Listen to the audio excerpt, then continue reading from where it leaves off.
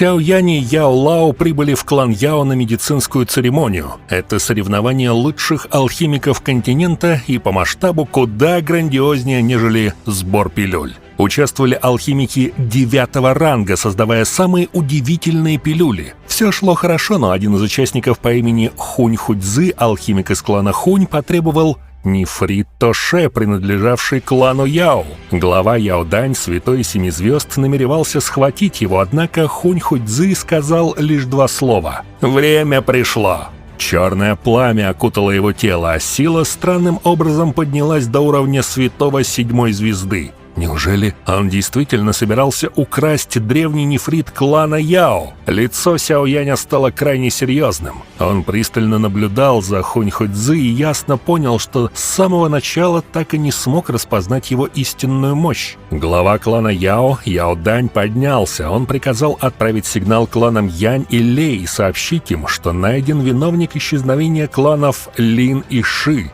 После этих слов тело Сяо Яня дрогнуло. Все с потрясением посмотрели на Хунь Худзы, поняв, что за исчезновением тех кланов действительно стоял клан Хунь. Старейшины клана Яо, несмотря на страх, поспешно достали пространственные свитки и активировали их. Пространство задрожало, и только что возникший туннель мгновенно исчез. Пространство царства клана Яо было запечатано. Все эксперты, прибывшие на медицинскую церемонию, резко изменились в лице. Они пытались использовать свои пространственные свитки, но результат был тем же: никто из них не смог покинуть это место. Сяо Янь глубоко вдохнул, и его лицо стало мрачным как никогда. Он понял, что клан Хунь изначально нацелился на клан Яо и специально выбрал момент медицинской церемонии, когда все были собраны вместе. Яо Дань тоже раздавил кольцо на пальце, которое должно было передать особое колебание главам кланов Янь и Лей. Однако Хунь Худзы лишь рассмеялся. «Ха-ха-ха! Это бесполезно!» Яо Дань поднялся в небо, и из его тела разлилась ужасающая аура святого Семи Звезд. Давление от него оказалось даже сильнее, чем у Хунь Худзы, что ясно показывало силу главы клана. В этот момент главы и старейшины других фракций, пришедшие на церемонию, начали просить о пощаде. Они понимали, что если останутся, их ждет та же судьба, что и кланы Лин и Ши.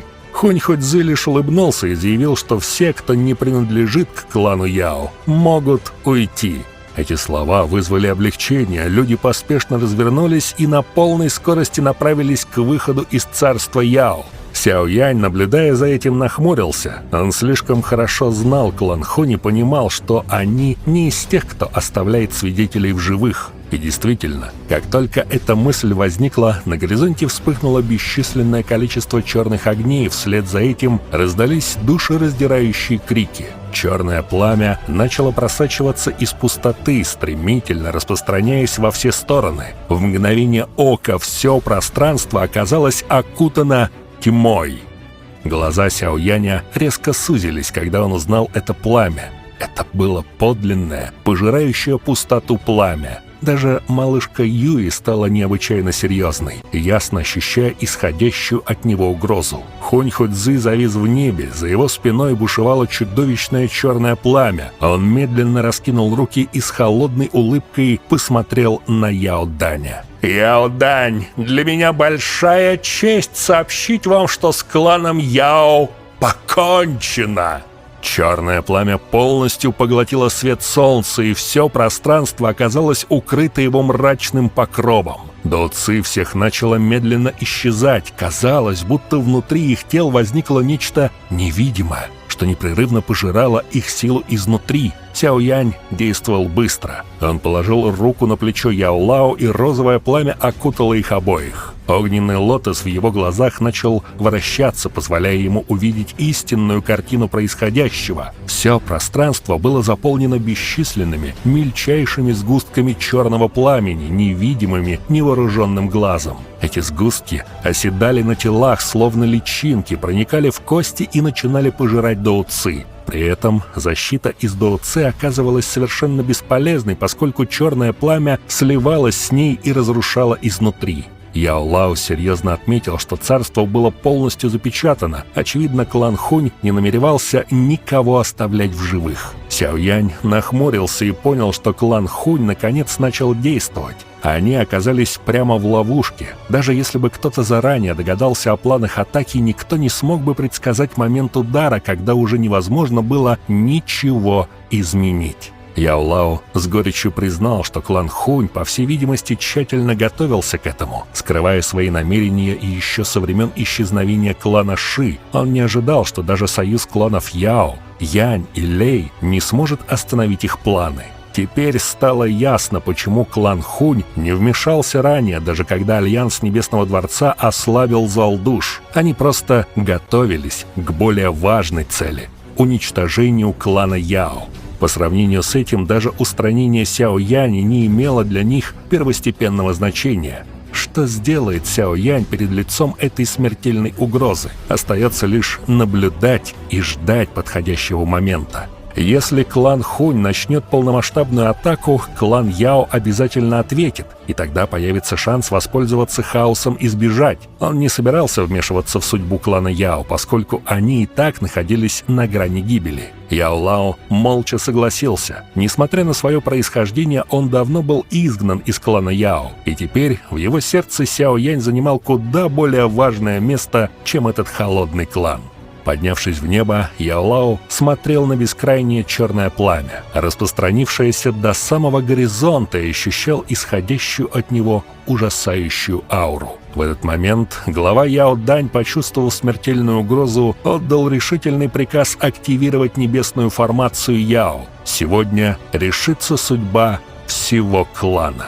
Эта древняя защитная формация никогда ранее не использовалась, и сам факт ее активации говорил о беспрецедентной опасности. Почти все члены клана Яо влили свою силу в формацию. Даже Сяо Янь почувствовал давление, исходящее от нее. Оно достигало уровня святого 8 звезд, что ясно демонстрировало истинную мощь клана Яо. Однако Хунь-Хунь-Цзы, наблюдая за этим, лишь усмехнулся.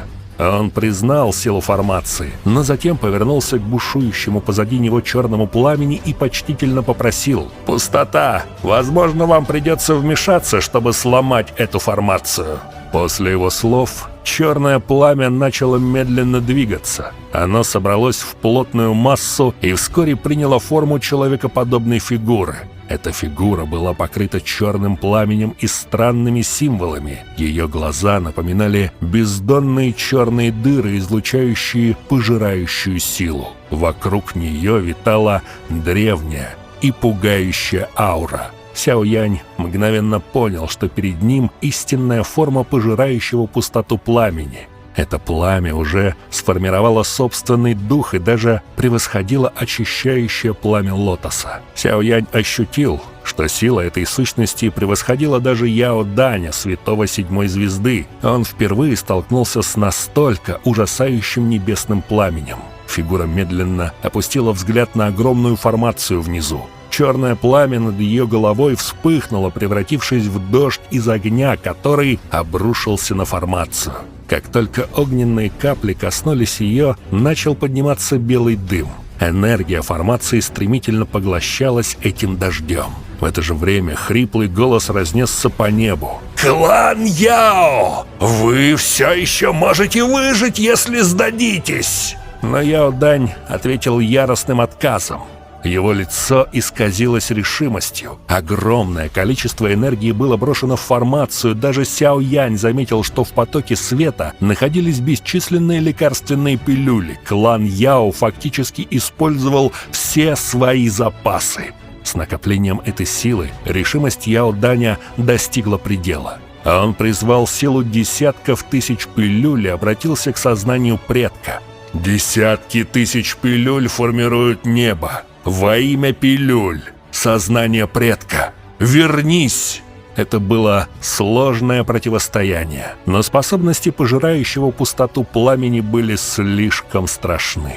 В итоге Эксперты клана Яо были готовы самоуничтожиться. Хунь Хуцзы сразу понял происходящее. Если бы столько экспертов одновременно взорвались, даже запечатанное пространство могло бы не выдержать и разорваться. Однако пожирающее пустоту пламя уже рассеялось на бесчисленные части и не могло мгновенно остановить их. Хунь Хуцзы резко достал пространственный свиток, окутанный черным пламенем. Разорвав его, он вызвал вспышку, из которой мгновенно сформировался огненный туннель. Из него начали выходить фигуры одна за другой, появляясь в небе над этим хаотичным полем битвы. Вместе с их появлением по небу прокатились волны холодной и мощной ауры. Это давление было настолько тяжелым, что сердца всех присутствующих погрузились в отчаяние. Эксперты клана Хунь, скрывавшиеся до этого момента, наконец вышли на поле боя. Яо Дань сразу заметил происходящее. Впереди стояли двое старейшин Хунь. Он узнал их. Это были Хунь Цзин и Хунь Янь, двое из 4 святых демонов клана Хунь на 7-й звезде. И их появление ясно показывало, насколько серьезно клан Хунь отнесся к уничтожению клана Яо. Один из старейшин предложил Яо Даню подчиниться, превратив клан Яо в дочерний клан. Он утверждал, что тогда их родословная сможет сохраниться. Однако Яо Дань решительно отказался. Даже если бы им пришлось пожертвовать последней каплей крови, они не стали бы жить в унижении под властью клана Хунь. Ответ не удивил противников. Старейшина лишь холодно усмехнулся и спокойно отдал приказ не оставлять никого в живых.